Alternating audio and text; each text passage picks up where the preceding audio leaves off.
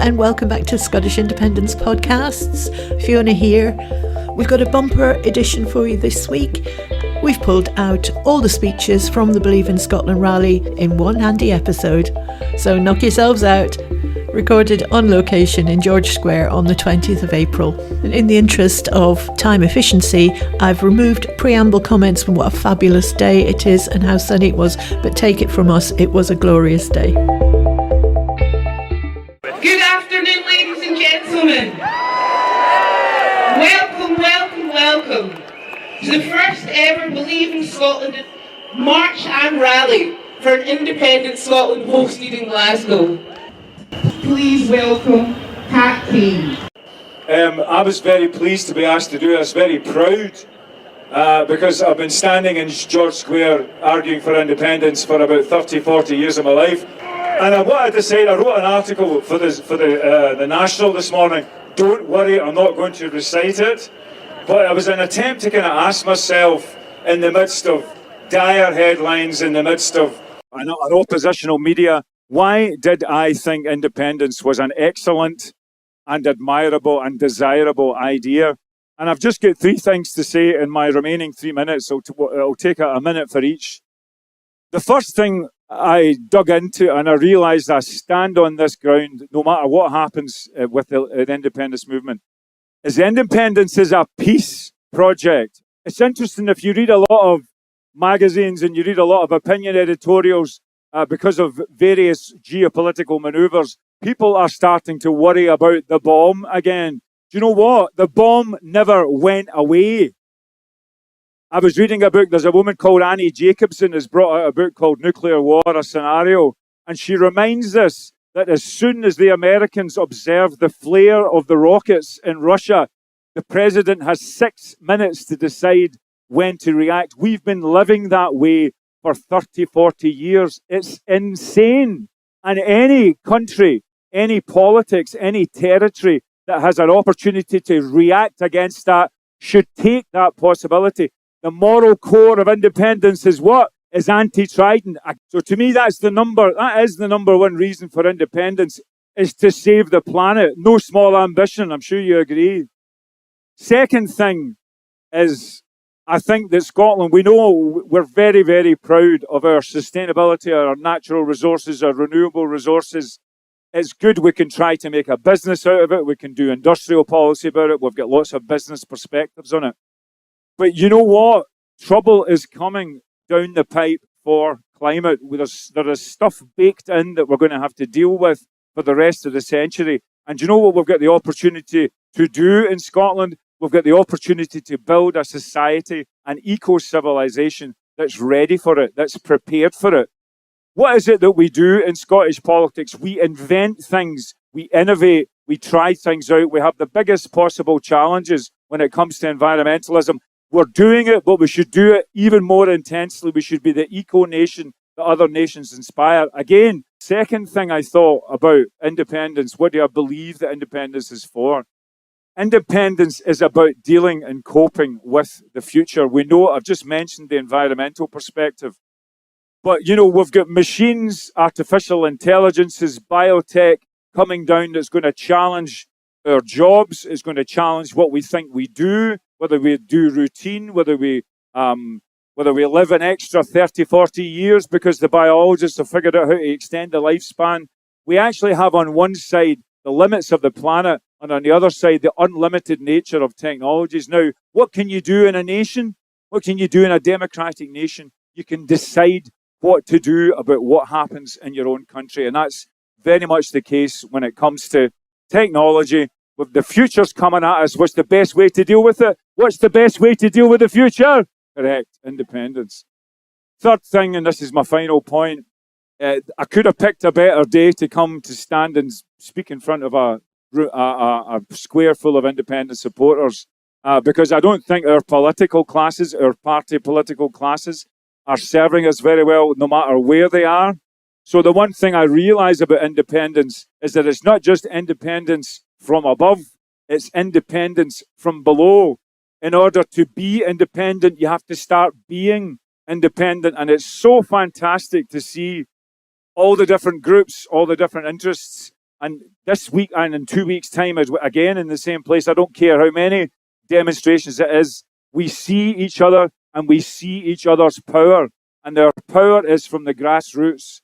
So if you're involved in a grassroots organisation who doesn't wait, who doesn't ask for permission, just asks for forgiveness, I salute you and I cheer you. And please go ahead, cheer yourselves. Come on. If you're involved in the grassroots of independence movement, you are the independence movement, and I salute you. And do you know what? It can be messy. People can get involved in niche fights and definitions. I don't care. I think the energy that's on display here is exactly the most precious resource that independence has. So in order to be independent, we have to be independent and independent-minded ourselves. So those are my 3 reasons. We save the world, we deal with the future, and we empower ourselves. What 3 better reasons could you want to be an independent Scotland? Agreed. All right, thank you very much. Our next guest is a filmmaker and director, Jane McAllister. I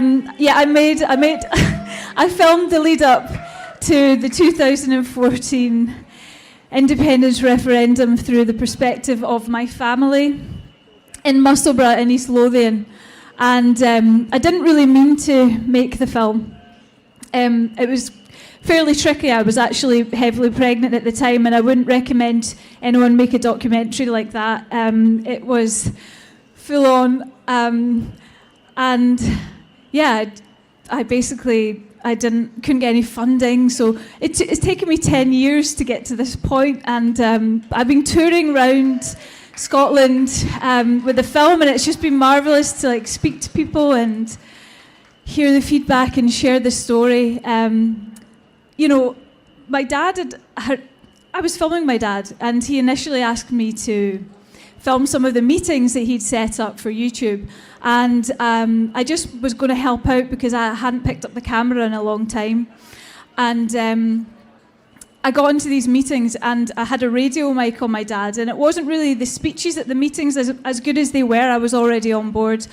The thing that I was interested in was zooming into these conversations that he was having with activists on both sides, and the passion and the fluency that people were speaking and articulating these discussions. And I thought, this is so interesting and important, and it felt like maybe history was happening, and I actually really felt like I was filming the rebirth of a nation.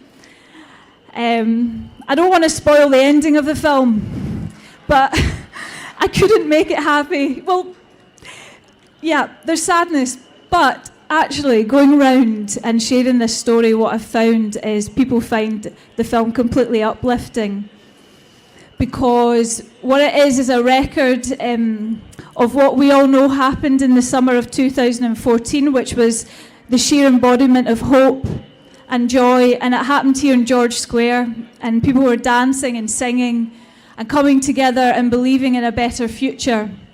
And that's what I hope that I recorded in the film. It wasn't the divisive referendum that some people would like us to believe. It was totally energised. Everyone had an opinion. No matter what your opinion was, you were expected to have it, and you expected to speak it. And as a filmmaker, that was amazing, because I would just go out with my camera onto the street and people would come up and they would talk about the economy, they would talk about currency, about pensions, about nuclear weapons, and yeah, it was just marvellous. And I think it was a time that we should be proud of. And my worry is that people who believe in the Union don't want us to be proud of that peaceful movement for change in 2014, and they don't want us to be proud of our civic nationalism as opposed to ethnic nationalism.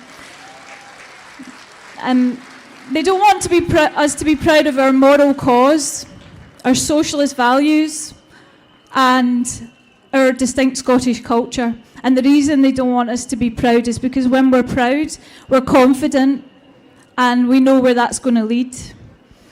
So maybe that's why there were so many roadblocks to this film getting out.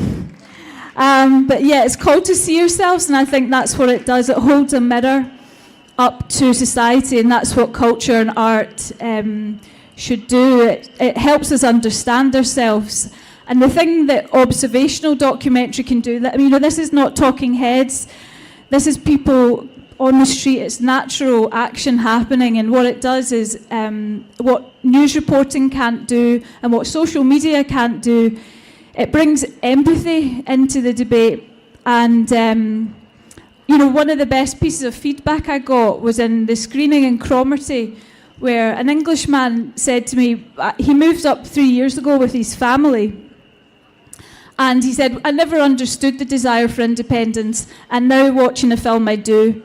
And that's all it is, it's just understanding. He's maybe not going to vote for it, but he understands our movement and the emotions behind it. So, I certainly would like to see a documentary from the other side. I would like to understand it. I think all these stories should be supported. But I will say, this film was actually managed to come out through a number of things. It was support from my family, first of all, and many friends who watched many edits and gave me the support, and people like Pat Kane and Leslie Riddick who watched cuts and gave me the backing that I needed emotionally. And then there was a crowdfunder which a year ago this week we launched, and it was strangers, people I didn't know, put their hands in their pockets and gave me money to help finish the film. So if anyone here did that, thank you so much. You made this happen, and it made me realise actually the big lesson of this whole project was that you have to just do it yourself. You can't really rely on the institutions or the committees or the people that follow rules. You just have to get out there, and I'm just so grateful that people supported me in that.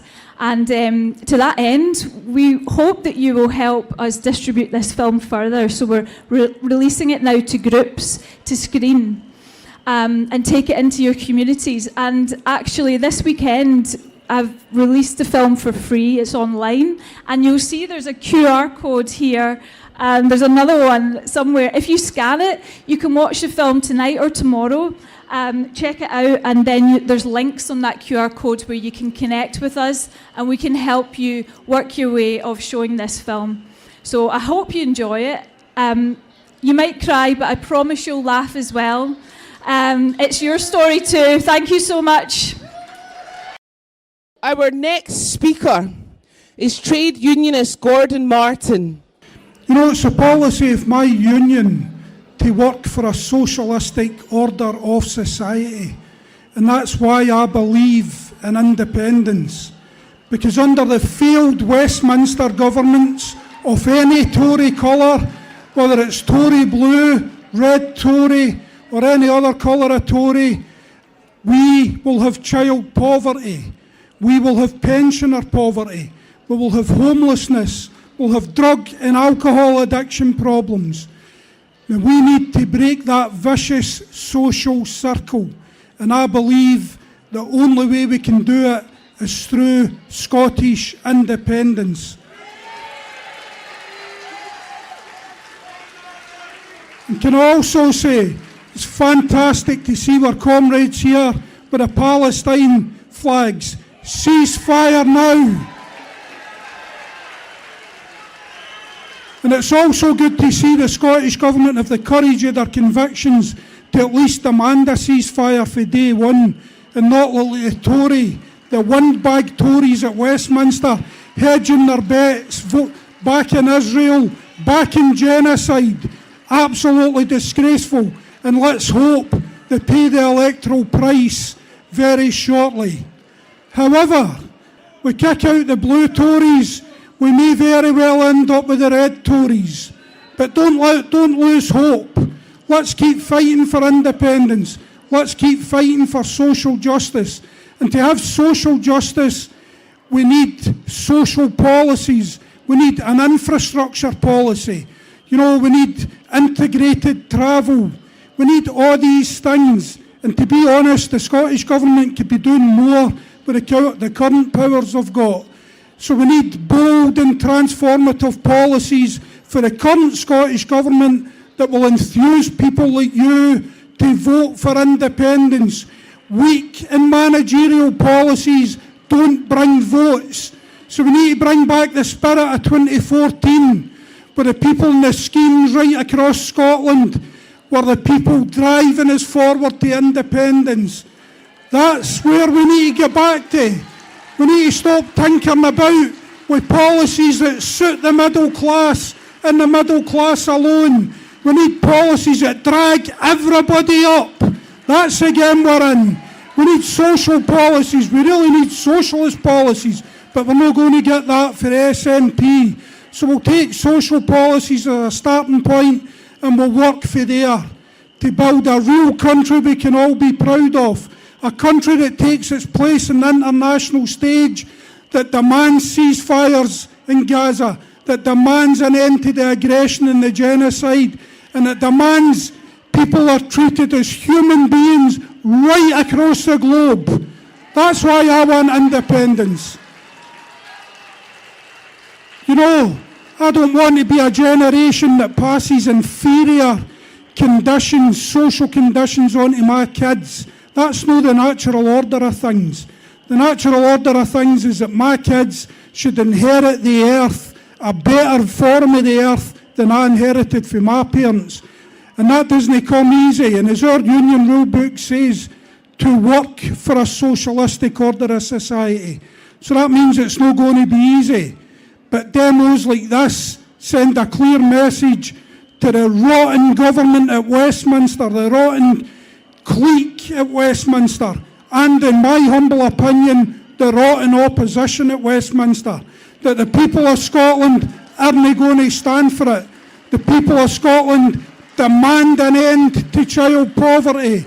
They demand an end to pensioner poverty. They demand an end to homelessness. They demand an end to crap housing. We need proper council housing built for the people, especially the young people of this country. That's what we need. And any party or politician that can't sign up to that, for me, isn't worth voting for. So people that are here in the SNP or the Greens or any other party, ALBA, any party involved in the Indy movement, you need to keep their feet to the fire and keep pushing them to the left, keep pushing them for socialistic policies. Because without that, we'd be Zwelstein with the rotten mob in London. That's the reality. You know, if you're poor and living in a damp house, it doesn't matter to you if it's a Tory that's put you there or any other form of government. So we need transformative change right across Scotland. And any party that isn't up for that, we need to kick them out. And I'll end with this. You know, it's disappointing here. We've got a lot of the Yes family here, but some have been excluded. And I'm not a member of any party. I've no axe to grind whatsoever. But we need the whole Yes family here. We need the whole Yes family fighting together to end all the poverty issues I've just spoke about. And we need to end the student politics of some of the politicians. I'm not interested in any of the politicians. I'm interested in you guys. So keep fighting. The independent stream hasn't gone away. And hope is always stronger than fear. Solidarity. Now, for our next guest speaker, Ross Greer. I don't know about you folks, I think our opponents are a wee bit obsessed. They can't stop talking about independence. They can't stop talking about us. And do you know why I think they're obsessed? I think they're obsessed because they're afraid. They are afraid because we believe in Scotland. Because we believe that this can be a fairer country, a greener country, a more democratic country. We believe that in one of the richest countries on earth, no child should live in poverty. And we believe in the very simple principle that the people who live here should be in charge of this country's future, and they should get the governments they voted for. Our opponents are afraid of all that because they don't have an alternative. They think this is as good as it gets. They think child poverty and benefit sanctions and Tory governments are as good as it gets for Scotland. They think that the choice should be between the cruelty of the Tories and a Labour opposition who don't believe in any change at all. That's not what we believe. We believe that another Scotland is possible, that a better, a fairer, a greener Scotland is possible. And it is the people who will deliver that. And we certainly believe that our country could do so much better, that we deserve better than a government that is continuing to arm the state of Israel while it commits a genocide in Palestine. Please give it up for the Palestine Solidarity Bloc who are marching with us today. And say it with me, ceasefire now, ceasefire now, ceasefire now. Friends, beware our opponents trying to divide us. Their latest attempt at division is to try and pretend that there's a story in the SNP telling you to vote for them and the Greens telling you to vote for us. Shock! Two different political parties think that you should vote for them. We do, because we have different visions for this country. But the one thing that we are united on, that all of us here are united on, is that it should be for the people of this country to decide its future, and that we can do so much better than what Westminster offers us right now.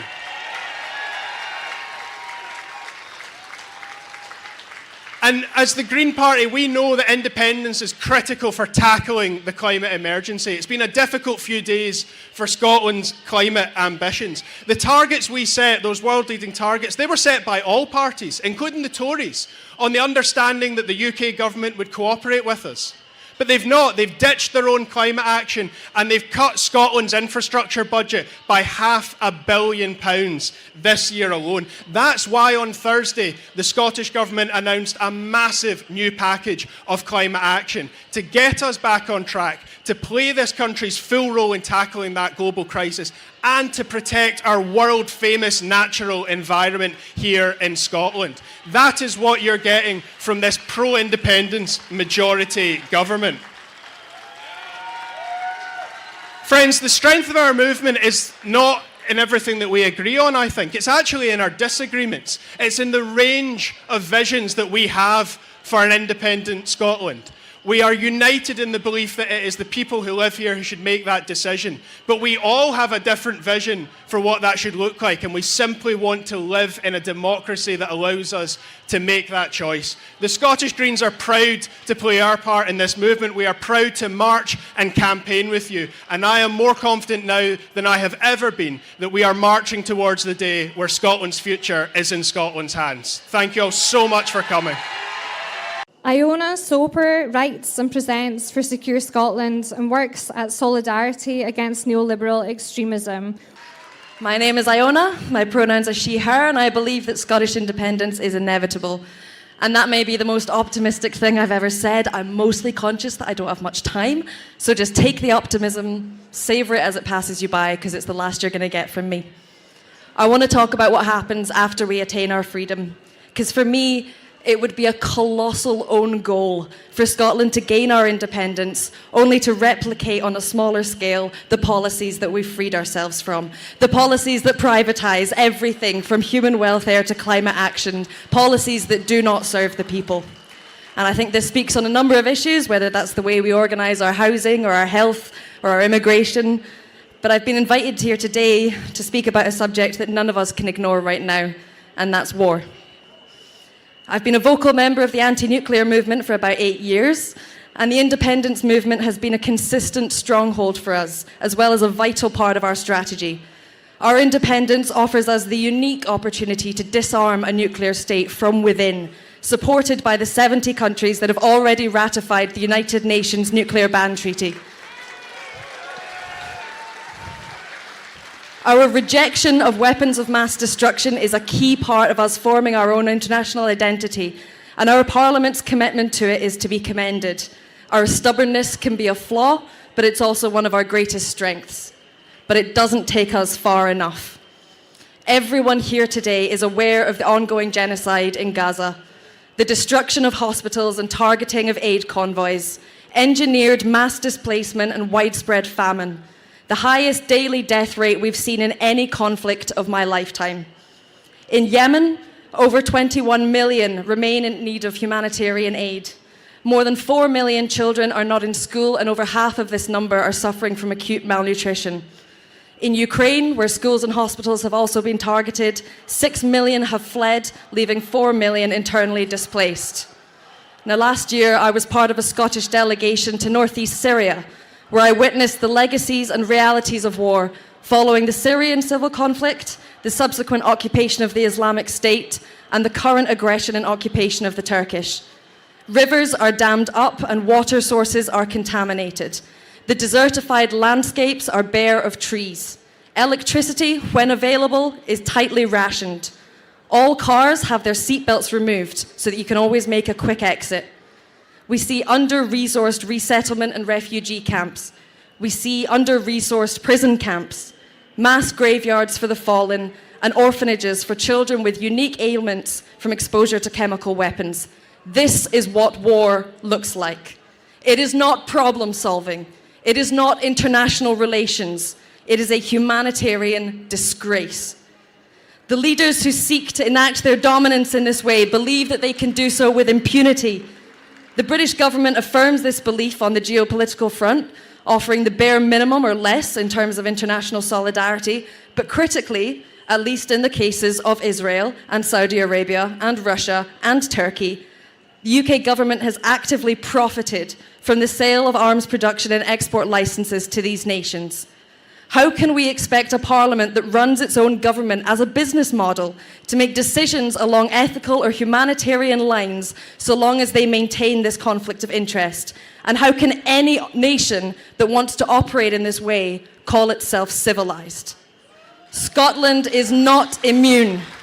We're quick to denounce the conflicts, but we're just as quick to defend our own arms industry, even in the face of them manufacturing parts for nuclear weapons, even in the face of atrocities such as we've seen in recent months. If there is one message for Scotland's future that people here can take away from me speaking today, it is this: there are better things for Scotland's economy than dead children. There are better things for Scotland's economy than torture. There are better things for Scotland's economy than genocide. We have seen what is possible when united Scottish workers down their tools and refuse to be complicit in war crimes. Our stubbornness can be a flaw, but it is also our greatest strength. Here's a lesson you learn quickly when living at the Faslane Peace Camp.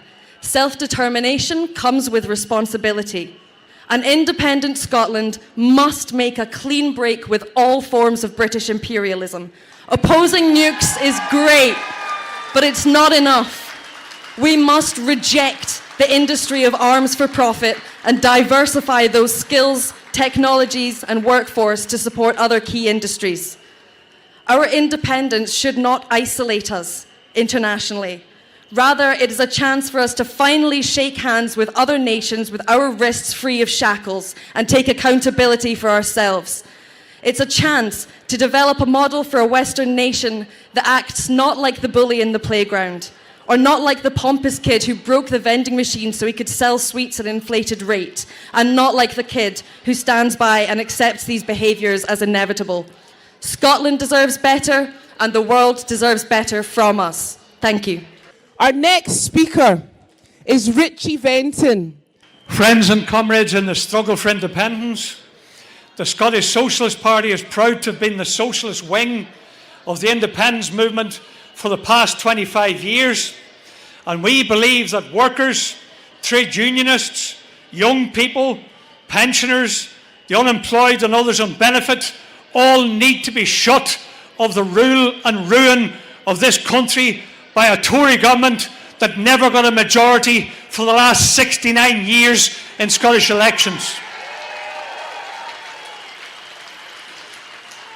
The working class majority of the population, in all its glorious diversity of colours and creeds and genders and countries of origin, need to see independence as a route to change, fundamental change, socialist change, to the benefit of the millions and not the millionaires.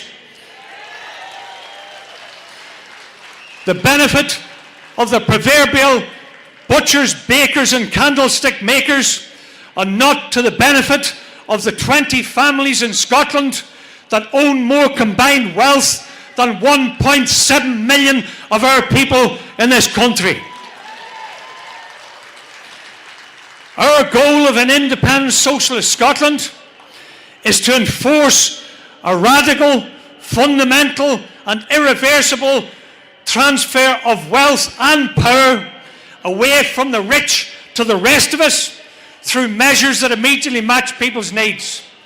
Measures like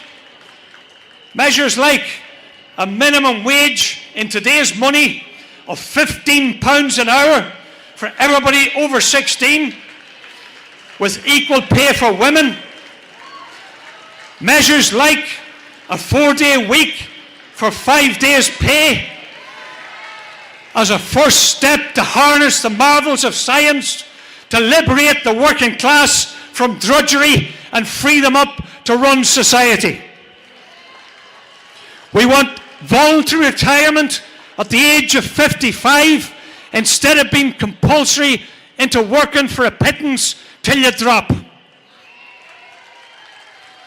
We want a society free of poverty, pollution and social isolation by taking all forms of public transport into public ownership and using the wealth freed up from people like the Easdale brothers, 1.5 times over billionaires who own McGill's, and using that wealth ripped off from the passengers to provide free public transport for people of all ages as a means of combating poverty and pollution. To drag Scotland into the 21st century on fleets of clean, green buses, trains, subways and ferries in order to create tens of thousands of jobs in the process. We want a Scotland that ends the situation where Grangemouth workers are fearful for their jobs, for green wind farm jobs have collapsed by 4,000 in the last year. A Scotland where retired ex-miners, North Sea oil workers, shipyard workers, nurses, in fact 1 million households shiver through the winters whilst the fossil capitalists in BP, Shell, Ineos and others rake in billions in profit by ripping us off. We want an end to that. We want a Scotland with democratic public ownership of all forms of energy to ensure a rapid transition to green energy production led by workers in the industry themselves, who are the experts after all. We want to provide clean, green, affordable energy to homes and to retrofit every home free of charge, creating an estimated 70,000 jobs in the process. Our vision is a Scotland where we can put an end to the racist, divisive incitement about talk about stopping small boats, and instead we stop the big boats, the very big boats, the nuclear submarines who are infesting the waters of the west of Scotland with warheads who could wipe out an entire population. The Scottish Socialist Party stands for a Scotland that redirects the 220 into building publicly owned hospitals, publicly owned schools. I don't mean public schools, I mean publicly owned. Quality council housing for rent and a publicly owned national care service fit for the 21st century. We want a Scotland that gives refuge, warmth and the right to work for a decent wage to all the huddled masses fleeing from war, famine and straightforward poverty, to enrich a democratic socialist republic with their cultures and their humanities. That's the kind of Scotland we want. We welcome the fact that the Scottish Government has already called for an end to the war of genocide against the Palestinian people. But we would appeal to the same Scottish Government to stop using public funds to subsidise the profits of the very same arms companies who are making billions a killing out of war, out of slaughter, out of famine in the Middle East. Stop fattening the profits of the warlords. But through the powers of independence, control over defence, over foreign relations, over trade and other things, we want a Scottish Government that can ban all arms sales and the production for war, to send fleets of food ships, medical supplies and reconstruction equipment to the Palestinian people instead of shipments of F-35 stealth bombers and surveillance equipment that hunt down and slaughter men, women and babies. Comrades, we want a Scotland where the defence industry is nationalised under the democratic control of workers and communities, to utilise the skills of those workers to provide the ferries we need, the offshore energy production equipment we need, the hospital equipment we need, production for peace and not for war, truly turning swords into ploughshares, as the book said. And I'll finish with this point. My appeal to you, assembled here today, is go back into your workplaces, your communities, your schools, your colleges. Convince thousands of others of the power of people's power to bring about that future. Use people's power to fight for a democratic, independent, socialist Scotland that can be a beacon to other people for a clean, green, socialist country that puts people and the planet before the profits of the plutocrats. Go forth, build and seize that future that we're trying to create. Thank you. Now, our next guest is Marlene Halliday. She also is a co-presenter on the podcast with Fiona McGregor. So today, we were marching here. The banner at the front of the march said, "Independence to end pensioner poverty." So when Scotland is independent and we've become that nation again, then we can create a decent retirement pension. But I think we need to start that process now, and I'll tell you why. We've got a current state pension. It's called the UK New State Pension, 220 quid a week. Dead generous, isn't it? But if you're 70 or over, you don't get that. You get 50 quid a week less than that. You get 170 quid a week. Now, some 70, 71-year-olds depend on that 170 quid a week. So can we not do something now to address that? I think we can. So in Scotland, we've got the Scottish Child Payment. It's for low-income families. It's now at £25 a week for each child. Parents say how much less stressful their lives are because they know that money's coming in. It's been described as an absolute game changer for inequality. So how about a Scottish pensioner payment? And initially we aim it at the folk who are dependent on that pension. How about just 10 quid a week to start off with? I mean, that would make a difference. And that would be a caring thing to do. That would give people some more dignity. And isn't that one of the things that we want our government to do, to help make people's lives easier and give them that dignity? So think about it. I'm not quite sure where the First Minister is, but he's around here somewhere. Think about it, a Scottish pensioner payment to help the pensioners who are really dependent on that measly 170 quid a week.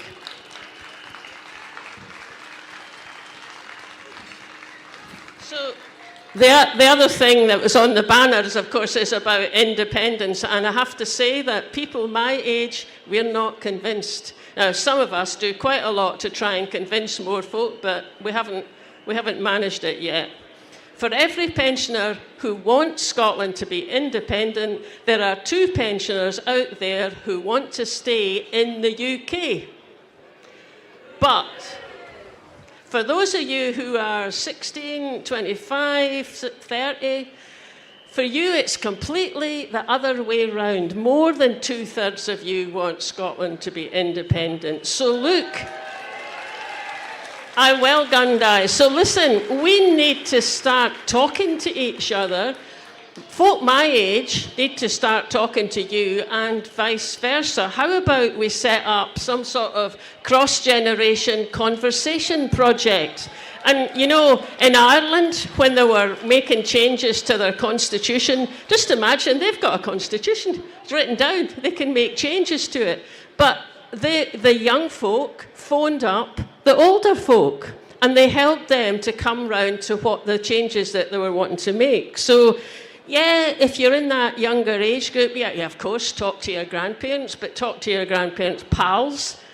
If you've got an elderly neighbour, help them take their bins out, help them get their messages up the stairs and the lifts, because I tell you, it's always really appreciated if you do that kind of thing. Get chatting to them.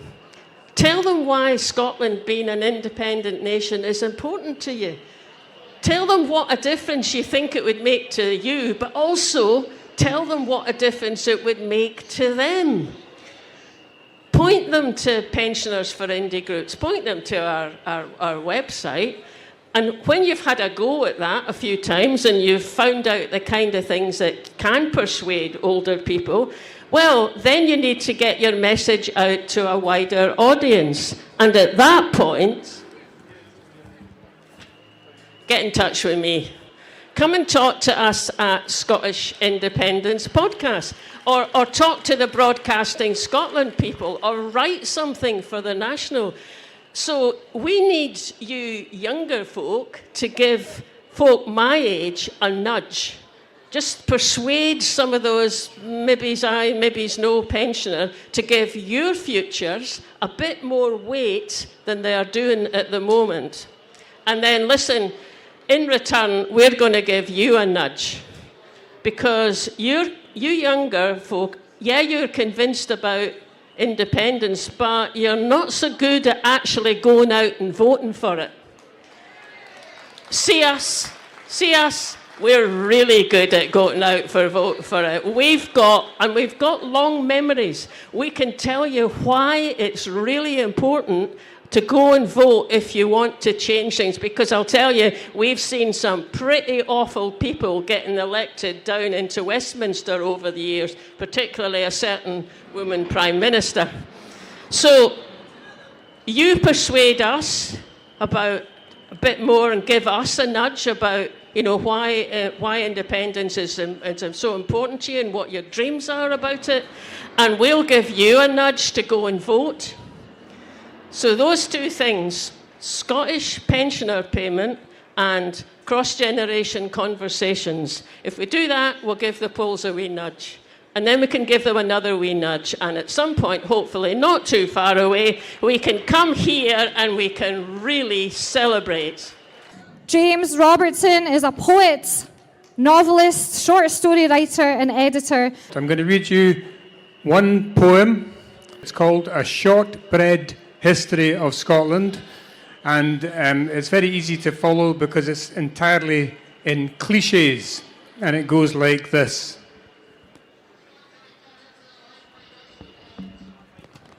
Hail Caledonia, whiskey galore, make it in Livingston, Lochaber no more. Glasgow's miles better, a Gordon for me. Pure dead brilliant, you'll have had your tea. Keat Mila Falcha, Kamawa Ben, will ye no come back again? Kimera How, Offy no wheel, Jock Tamson's bairns in the land of the leal. Scotland, free or a desert, the stag at bay.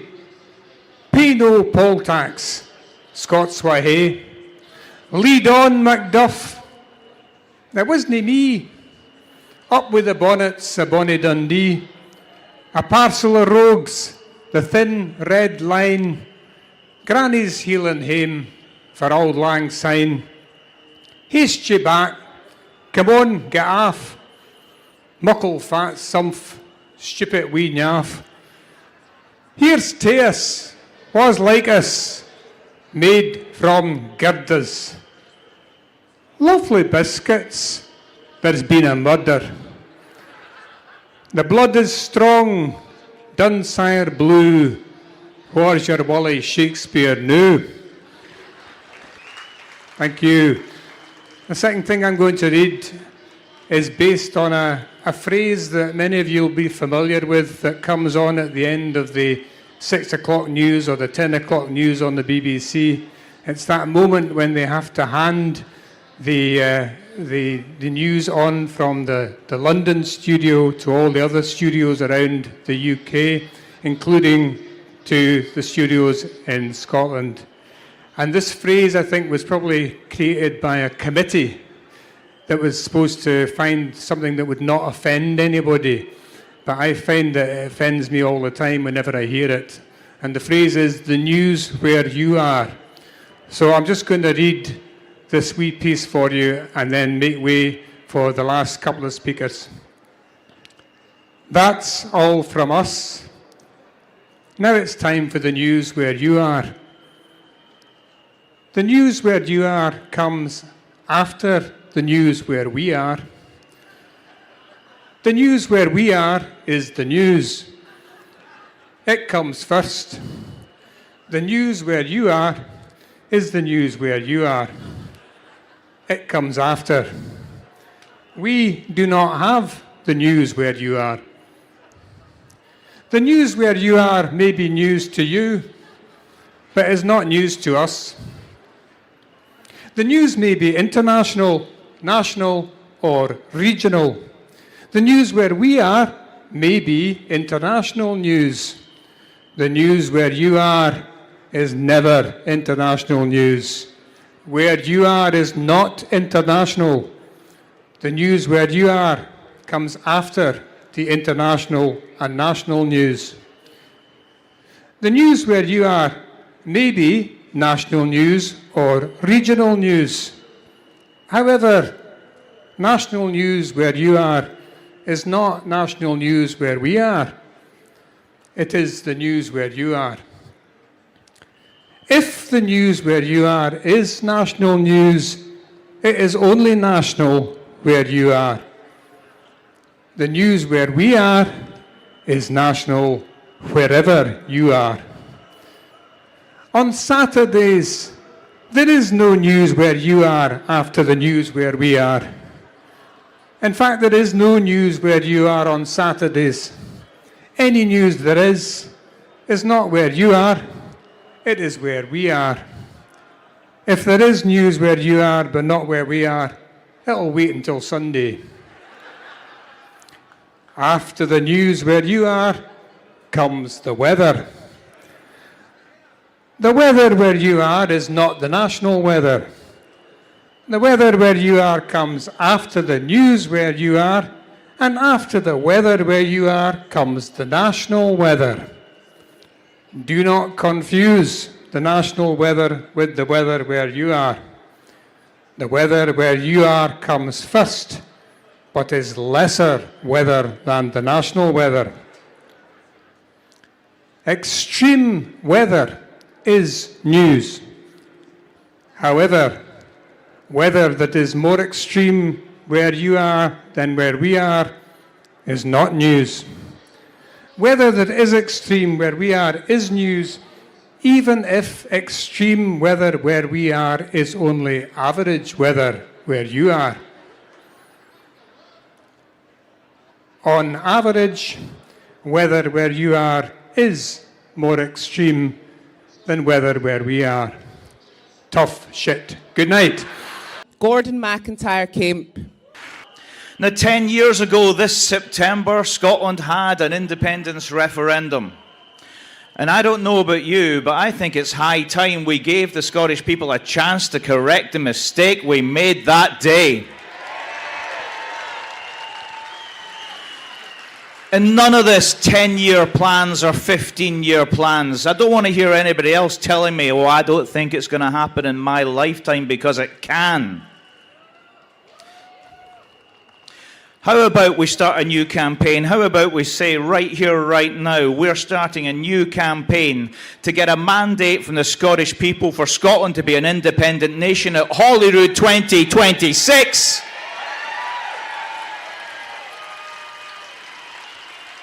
If we can't agree terms on a referendum, we'll make it a de facto referendum and Scotland will become an independent country. Since 2014, the United Kingdom has changed. The UK that existed back then has become an international embarrassment. Brexit, the cost of living crisis, a farcical response to COVID, and also mass corruption in the PPE supply chain, which has never been properly investigated by the police. The United Kingdom of 2014 is a very different country, and if we asked the Scottish people the same question now, they would give a very different answer. And folks, that's why we're not going to agree a referendum with Westminster, because they know if there's a referendum, the United Kingdom is finished. But Scotland doesn't need a referendum to become an independent country, and it sure as hell does not need the permission of the Westminster government either. So maybe let's stop asking for a Section 30. Because a Section 30 is just a temporary transfer of power from Westminster to Holyrood. And who wants a temporary transfer of power? That suggests that Westminster has sovereignty over Scotland, and it certainly does not. So let's demand the power to have a referendum on any subject the Scottish people want, whenever the Scottish people want one. But folks, don't hold your breath, because Sir Keir Thatcher, democracy snatcher, is never going to agree to a referendum. He's about to be handed a massive majority, one of the biggest in British political history. It would be akin to being an elected dictator, and he does not give a damn about Scotland and will not have to listen to the people of Scotland. So the writing's on the wall. As far as I'm concerned, it's a de facto referendum in 2026. That is the choice of the UK government, because obviously the Scottish government has been asking for a referendum. The Scottish people have asked for a referendum in multiple elections. They think it's a good choice because they think it'll divide us, because they're making us choose to vote for a political party rather than to vote for our nation. But it's going to rebound on them, because as soon as the Scottish independence movement has a target, as soon as we have a road to independence, we will be able to come together and unite. And when we come together, no one can stop us. Now, folks, I hear people say that independence is the dream that won't die. Yeah, fair enough, I like that. But how about we stop talking about it as a dream and start talking about it as a plan with a deadline. And let's get people activated, and let's go out there and talk to the undecided, engage them, and find a way to understand why they haven't voted for independence in the past and bring them over to our side. Now, last summer, Believe in Scotland published its Road to Independence, and it had a constitutional convention on Scottish independence at its heart. After this general election, let's get that out of the way, launch a new constitutional convention on Scottish independence, and get every single yes group, every single political party, every campaigning organisation, every think tank, everyone included. This can't be a elites talking house or conversation amongst political elites. It has to involve everyone within our movement, and also it has to involve the people of Scotland. It has to be a new national conversation. Let's go out to the streets with this convention and ask people to tell us what are their dreams, their hopes, and their aspirations for Scotland. Let's get them to tell us what they would change to make Scotland a better place. And if they tell us the type of country they want us to build, then they will vote for that plan when we put it back in front of them before Holyrood 26. Over the next few weeks, Believe in Scotland, and we'll reach out right across the Scottish independence movement, every political party, every single yes group. We want to talk to you and get your ideas as to how this convention would work. Everyone must be included. Now, some people might exclude themselves, but I don't think so. I think when we've got an opportunity to deliver independence, all the petty squabbles will disappear. And the reason for that is because independence support doesn't change like the wind. Political support might go up and down, but we carry the idea of an independent Scotland in our souls, and therefore it's only going to grow and grow and grow. We, the independence movement, activists for an independent Scotland, we carry our nation's fate with us, and Scotland carries us, and we will keep on campaigning until we win. It is my greatest honour to be able to stand in front of activists like yourself, in front of grassroots activists, in front of people who march with whatever organisation, who deliver leaflets, who man stalls for any political party, because there's hard work to be done, and we are going to do that hard work. Tomorrow morning at Langside Halls, there should be 40, 50 of us delivering leaflets on the south side of Glasgow. Come and join us. But I want to say that as far as the independence movement goes, you guys are my heroes. The people who will actually do the work, who will turn up, who will give out a Saturday and work for independence. Let's make this happen. Let's come together. And soon, Scotland will be an independent nation again. Thank you very much. Thank you. The First Minister of Scotland, Humza Yousaf. Glasgow, what a beautiful sight you are! Did I not tell you in Edinburgh, when we rally together, that the sun always shines on the righteous? And it has once again. Look at you in all of your beautiful diversity. Look at you. We've got those from Yes Borders to Yes Shetland. Look at you. We've got the pensioners for independence, the EU citizens for independence. We've got bikers for yes. We've got all of the yes movement and all of your beautiful diversity represented here today. And let me tell you, you look bloody gorgeous, Glasgow. Friends, look, the last 48 hours have been tough. Been a bit of a shock for some of us in the movement, for example, for those in the SNP. But let me say this much, that we can't always choose what happens to us in life. But what we can choose is how we react. And let me ask you, when it comes to the obstacles that come our way, just because obstacles are thrown in our way, are we going to pack our bags and go home? Or are we going to fight for what we believe in? Are we going to go to every single city, every single town, every single village, every single island, every single doorstep, every single tenement, every single person, and talk to them and tell them that this country's best future is as an independent nation in the European Union? And that is what we're going to do. And you know, our opponents, they've tried to write us off over the years.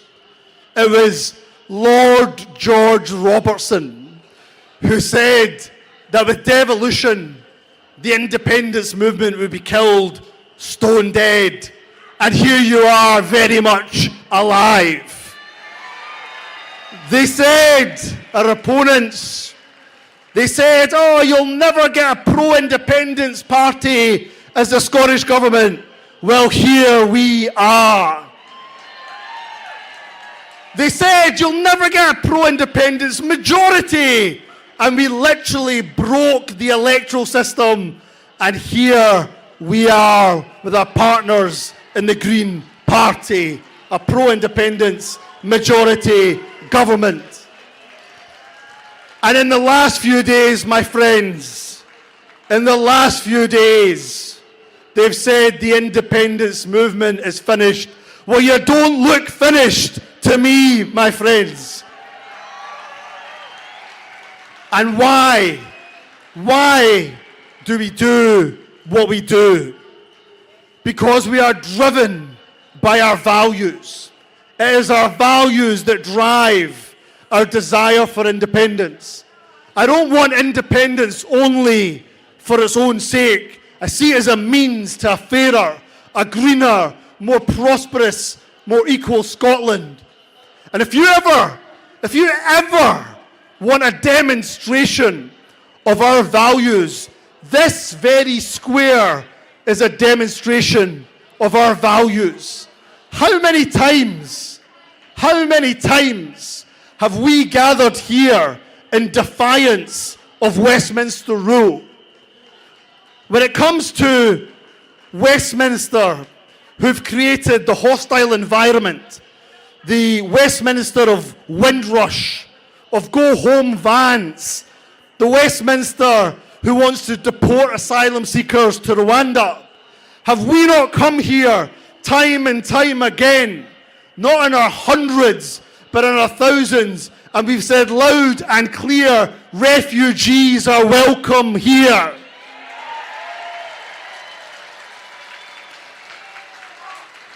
Or take matters further away from here, and we've seen a complete and utter lack of moral courage from Westminster when it comes to having failed the people of Gaza.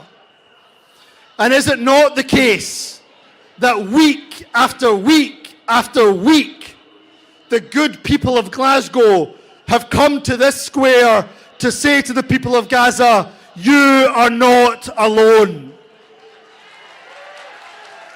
We have come here in our thousands, week after week, to demand an end to occupation, an end to the violence, and an end to selling arms to Israel. We must see an end to the arming of Israel while so many innocent people are being killed. And when I talk about our values, let's also talk about our pensioners. And I'm delighted that this rally has been led by Pensioners for Independence. Let's get it up for the Pensioners for Indy, the Pensioners for Yes. And if you want a demonstration of the contrast of values, well, look how Westminster has failed our pensioners, failed to protect TV licenses for over 75s, failed entrenching poverty of our pensioners through the mismanagement of the UK economy by Westminster. And ladies and gentlemen and friends, the biggest betrayal is the betrayal of the WASPy women.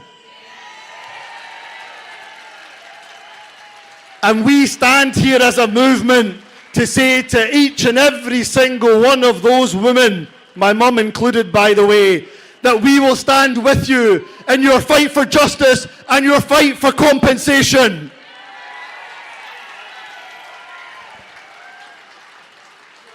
And that, my friends, is why we stand here.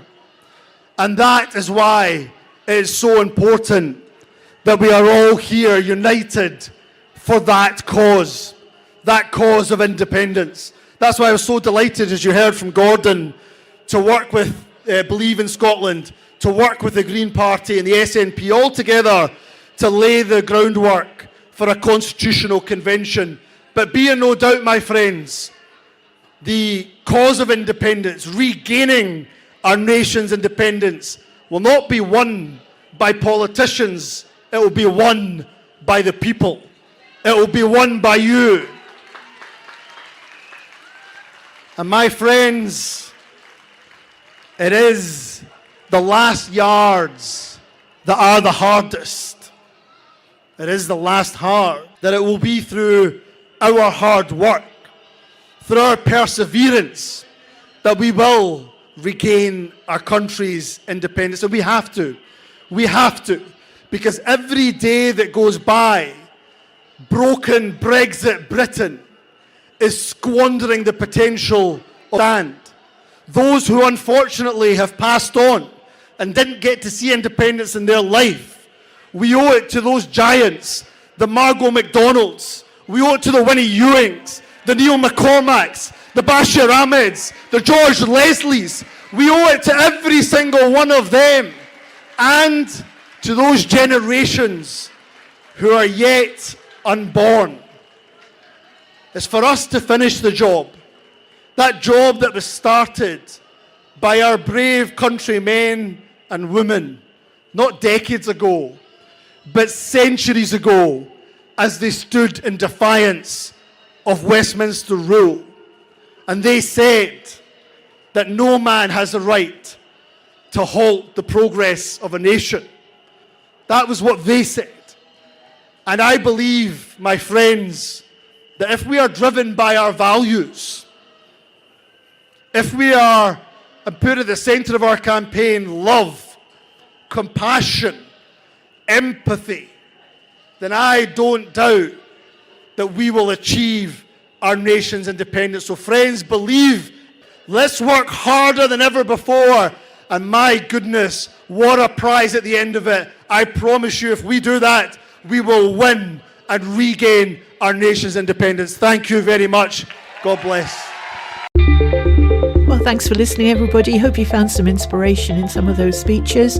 We'll be back again next Friday with our next episode of Scottish Independence Podcasts. Catch you later. Bye now.